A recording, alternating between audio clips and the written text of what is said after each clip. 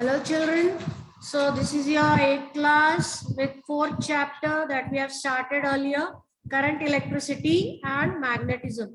So today we are going to understand the working and structure of a dry cell as well as lead acid cell. Okay. So you can observe the figure of a dry cell on the board. Just observe it carefully and try to understand it. What we have to do is, for a dry cell, we have to just take a battery that you get at home, which is out of use, and remove its outer coating first of all. But for that purpose, you have to take guidance of your elder. Don't do it alone. It could be dangerous. These chemicals which are inside the dry cell are not good for your health. So with an elder, you can do this. You can remove the outer coating, and inside you will find a whitish metal layer. This is the zinc metal layer. Can you see the zinc cover? I have labeled it there. This is the negative terminal of the cell. Then carefully break open this zinc cover. There is another layer inside, and electrolyte is filled between these two layers. You can see in the labeling, between two layers you can have electrolyte layer. The electrolytic contains negatively charged and positively charged ions over there. Here you have positively charged and negatively charged ions. In it, they are only going to do the work of transfer of electricity. These are the carriers of electricity. Ions are very important over there. The electrolyte is a wet pulp of zinc chloride. What is an electrolyte? A wet pulp. When paper becomes wet, what type of pulp it becomes, isn't it? So here we have zinc chloride pulp. In the form of electrolyte it is used, and ammonium chloride also is added to it. There is a graphite rod at the center of the cell. Can you see the center of the cell? This is your graphite rod.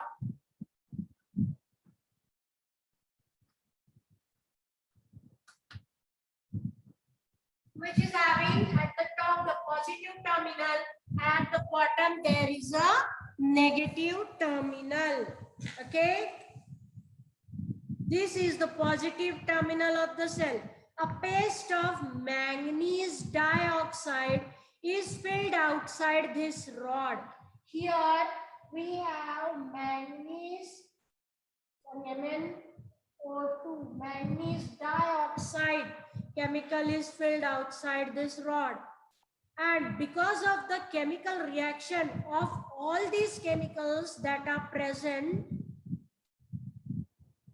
electrical charge is produced on the two terminals, graphite rod and zinc layer, and an electric current flows in the circuit. In torches, when you add this, your bulb starts glowing. That is the result of all these chemicals flying to pass electric current. Due to the wet pulp used in this cell, it is wet means like watery substance, the chemical reaction proceeds very slow. Hence, a large electric current cannot be obtained through this battery. A small current is formed that can run your torches or small instruments, but you cannot make your ceiling fan or mixer grinder work on it. Compared to the electrical cells using liquids, the shelf life of dry cell is longer. Dry cells are very convenient to use as these can be held in any direction with respect to ground and can be used in mobile instruments. You can carry your mobiles as well as torches in your pockets, and they can be used anywhere. Handy instruments they are. Okay, so I hope you have understood what all chemicals are being used in this dry cell and how it is working for small instruments. Another cell that we are going to study today are lead acid cell. Can you see the next figure over here? That is of lead acid cell. Okay, you can draw these figures in your fair copies from the board and label them. Okay, this figure of lead acid cell, you can see we have to examine its principle. This type of cell can be recharged after getting electrically discharged also. The lead acid cell contains a lead electrode and lead oxide electrode. You can see the two electrodes over there. This first one is a lead electrode and this one is lead oxide electrode. Okay, and both are dipped in a dilute sulfuric acid solution, which you can understand here it is a liquid solution of H2SO4, that is sulfuric acid. And these two electrodes, lead electrode and lead dioxide electrode, are dipped in this sulfuric acid. Now, lead dioxide, PbO2, carries a positive charge. Here you can see the positive terminal, positive charge is there, and lead electrode carries a negative charge over it. Okay. Now, the potential difference between these two is nearly of 2 volts. I've written on the board along with the diagram. 2-volt electric charge is being utilized there in the form of potential difference from one terminal to second terminal, positive terminal to negative terminal. Charges are being transferred. Because of the chemical reaction between the substances in this cell, electrical charge is produced on both the electrodes and electric current flow through the lead, and bulb can be seen glowing in this circuit also. So these are the two types of cell, dry cell and wet cell. Now, to understand, dry cell will have a longer life because it is only wet but not very liquid like that of H2SO4 liquid form used in lead acid cell. Okay, therefore the life of dry cell is much greater.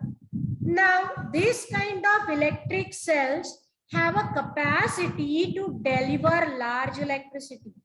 This lead acid cell can be utilized to run bigger instruments also. Here, you see, lead acid cells are used in examples like cars, trucks, motorcycles, and uninterrupted power supply. UPS we are using to connect with our computer so that whatever work we have done should not get wasted.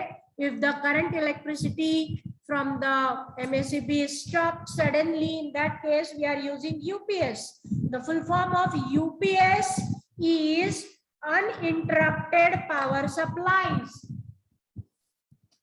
UPS full form is uninterrupted power supplies. There also this lead acid cell is being used. Even in our cars and trucks also, we can use it to get continuous supply of current. Another cells that can be discussed along with these two important cells are nickel cadmium cell, NiCd cell. Okay, nickel cadmium cell, these days a variety of gadgets are being utilized, available, which are required to be carried to different places. Such gadgets use nickel cadmium cells. The cells deliver about 1.2 volt potential difference and are rectangular in shape. So, if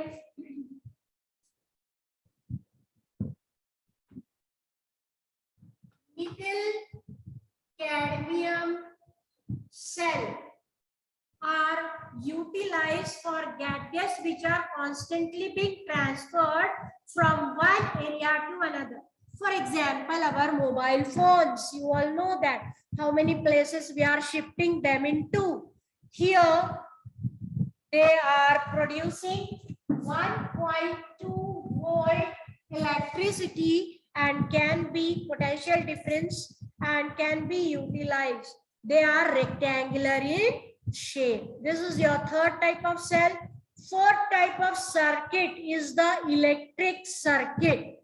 Okay, electric circuit, when a cell holder, an electric bulb and plug key are connected by connecting wires as shown in your book.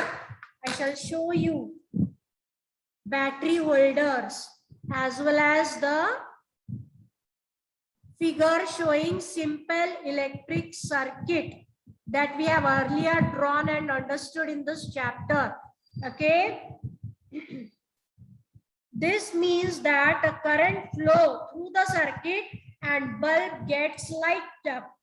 On the removal of the cell, the electric current flowing through the circuit will stop and indicated by the bulb, which will stop to glow. Cease to glow means stop to glow. This type of connection of electrical components is called as electrical circuit. A circuit is shown in your textbook like this, okay, that we have drawn in our earlier classes. So I think these 3-4 types of circuits you all have tried to understand today. Please draw these figures in your fair copies and further things like connecting the cell in the circuit and magnetism topic will, and how it is used in electric bells, we shall study in the next class. Okay, so bye all of you. Thank you.